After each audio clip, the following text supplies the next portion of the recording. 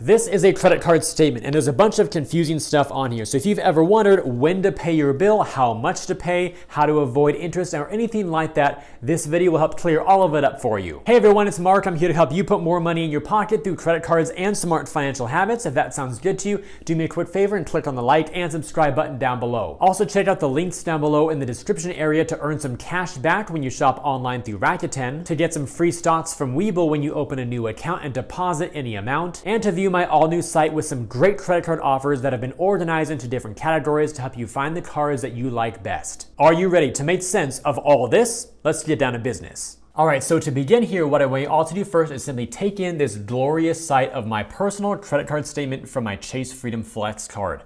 Obviously, there's a lot of stuff going on here with a lot of fine print, rates, fees, tons of percentages and numbers here. So our next step here will be to actually break down what all of the major points are, that we'll understand what's going on here. And that means we've got some terms that you gotta know. So the first one is the statement, which is, as you can see that little white dotted brace there, that's the entire document that you see.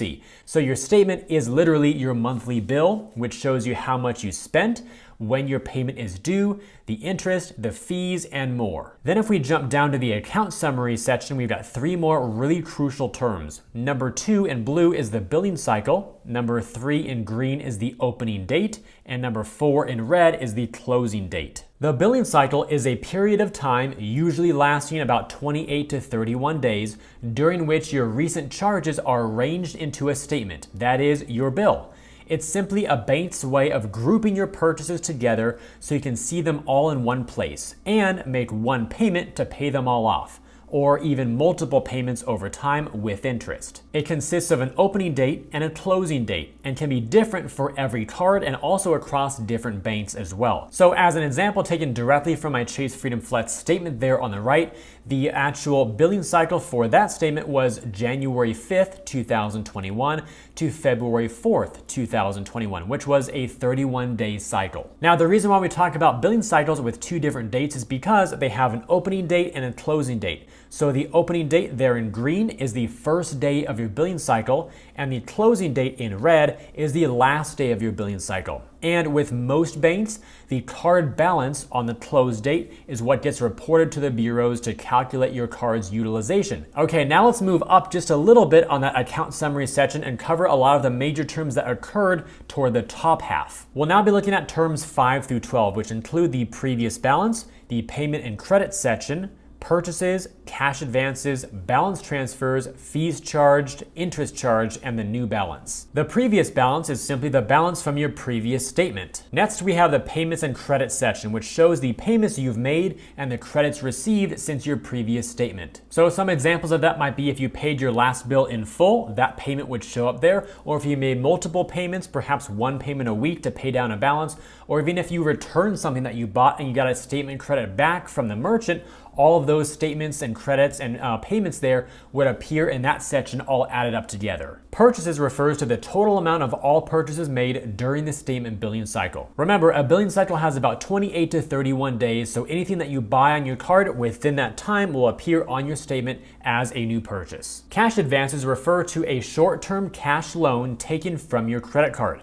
Fees and interest are charged on that and the loan must be paid back. So yes, you can actually take your credit card, go to a bank or an ATM and withdraw cash. So let's say you withdrew $300. Well, you'd now have the cash, but you also have a $300 charge on your credit card. The money doesn't come from nowhere, so you're basically charging yourself on your own card to get some cash, and on top of that charge, you'll have some interest and fees as well. So you might walk away with $300 in cash, but you might have $310, $320 or whatever on your card. And that balance must be paid off because what you're literally doing is borrowing money from the bank. Number 9 is balance transfers, and that refers to balances that you transferred to your credit card from another account. There are a number of reasons why people may choose to do this, but one very common example is to actually pay off your balances faster due to a lower interest rate. So for example, if you have a balance on one of your cards that you've been carrying month over month and it's subject to a high interest rate on that card, but now you have a new card with a much lower interest rate or perhaps 0% for a certain time frame, you could transfer the balance from your high interest card over to your low or no interest card and then continue to pay that balance down over time, ideally a lot faster because now your interest payments are lower. Which does mean, believe it or not, that you can use credit cards to pay down debt faster if you do it the right way. Number 10 in red refers to the fees charged section. This shows you the total of the fees incurred during the statement billing cycle. It may include annual fees, late payment fees, foreign transaction fees, cash advance fees, overlimit fees, etc. After that, we have interest charged, which shows you the interest charge from the previous statement balances that were not paid off in full by the due date. So if last month your credit card bill was $1,000, but you were only able to pay off $800, that means you floated or carried $200 from that month to the next month. And that $200 that you were not able to pay off was charged interest. Then there at the bottom in light green, we have the new balance, which is the amount due from your current statement. This is the amount you want to pay in full by the due date to get an on-time payment and avoid interest charges. In fact, if you look at the account summary section more closely, it's actually a math equation. It takes your previous balance from the last statement, subtracts out any payments that you made and credits that posted to your account, adds in new purchases that you made, and also adds any additional fees from cash advances, balance transfers, additional miscellaneous fees, and interest. All of that is then added up to give you your new balance. Let's keep moving forward and cover the remaining terms of the account summary. We've got the credit limit, the available credit, the cash access line, and the amount that is available for cash. Credit limit refers to the maximum amount you can spend on the card. So my credit limit on the Chase Freedom Flex card is $10,000, and I can actually spend that much in a single month or across multiple months. It doesn't matter how much time you take to reach that, but the most important key is that whatever you spend, you then pay off in full to avoid interest, which we'll talk about in the next few slides here. Available credit. This refers to the remaining amount of your credit limit that is available for purchases at any point in time. It can change daily and is calculated like this. You take your credit limit, subtract out your current balance on the card, and that gives you the available credit. So for my statement, again, I had a credit limit of $10,000 on my Chase Freedom Flex. I then subtract out my new balance of $58.95, which leaves me with an available line of credit of $9,941 I can still spend with. So for the purposes of your actual credit statement, which was one snapshot in time, the formula would literally read as credit limit minus new balance equals available credit. But because you've likely been using your card in the days and weeks following the day you got your statement, that current balance makes more sense to have there to calculate what your available credit is on any day of the week. The cash access line is the maximum amount of cash you can access from your credit card via a cash advance. Again, you're going to a bank or an ATM, withdrawing funds from your card, and now you have a charge equal to the amount on your credit card plus fees and interest, etc. Most cards will not allow you to withdraw cash up to your actual credit limit. Rather, they have a separate cash advance limit, which is typically much lower. Then for the available for cash line, that just refers to the remaining amount of your cash access line that's available for cash advances. So since my cash access line is $500, let's say I went to an ATM and withdrew $300 for an emergency of some sort, then my available for cash line at that moment in time would then be $200. The final two terms at the bottom there are the past due amount in the bright red and the balance over the credit limit in the dark red. The past due amount refers to the amount from your previous statement or statements that was not paid off in full by the due date, which means you've got some late payments that you'll want to take care of. And the balance over the credit limit refers to the total amount you spent above your credit limit. So some banks may allow you to do this and spend beyond that limit, but they may charge fees and or deny certain transactions when doing so. Generally, as a best practice here, if you've got a credit limit that's smaller than your needs, for example, a $1,000 limit, but you normally spend $1,500, what you can always do is make an early payment, even multiple payments per month or per billing cycle, to bring your balances back down, to free up more buying power so you can keep on spending. All right, time for a quick water break. It's been a lot of talking. All right, shooting back up to the very top of the page in orange, number 19, we have the minimum payment due, and in red, the payment due date. These 2 points are absolutely crucial to your success in building a healthy credit score and staying out of debt, so pay very close attention here so you get it right. The minimum payment due is the smallest amount you can pay to get an on-time payment and avoid fees. However, interest will be charged on the portion that you don't pay off by the payment due date, which then leads us to our next term, the payment due date itself.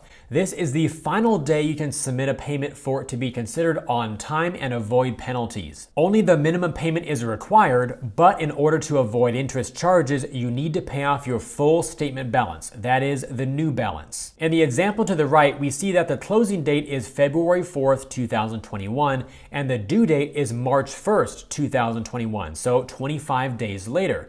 That 25-day gap between those dates is called the grace period.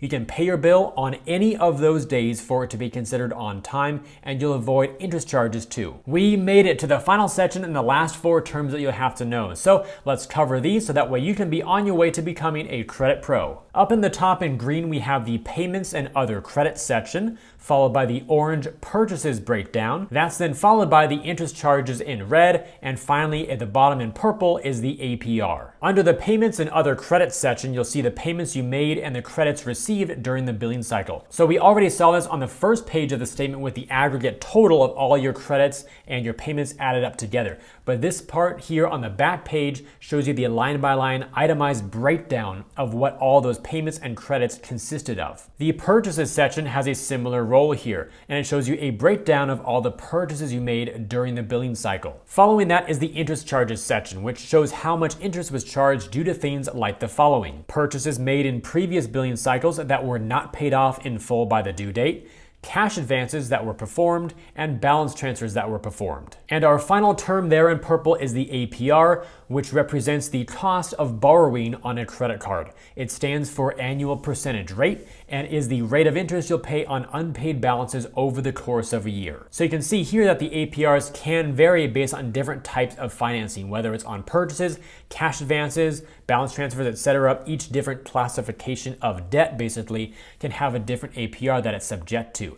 Now your APR again is your annual percentage rate. It's not what you'll be charged every single month. So to see how much interest you paid for a given month, that's when you look at the other columns there. It shows you the balance subject to the interest rates that were to the left, and then also the interest charges made at that rate for that billing cycle. Once again though, if you pay your full statement balance by the due date, then you won't have to worry about any of this because interest won't be charged. And with all that said, if you enjoyed today's video and believe it could benefit other people, then please help me get it in front of them by liking this video, subscribing to the channel, and turning on notifications. Also check out the links down below in the description area to earn some cash back when you shop online through Rakuten, to get some free stocks from Webull when you open a new account and deposit any amount, and to view my all-new site with some great credit card offers that have been organized into different categories to help you find the cards that you like best. I thank you all for watching today's video. I hope it brought you some great value. I look forward to seeing you again in future videos, and until then, remember, you are great. Now get on out there and build a healthy score, avoid interest, and earn rewards along the way.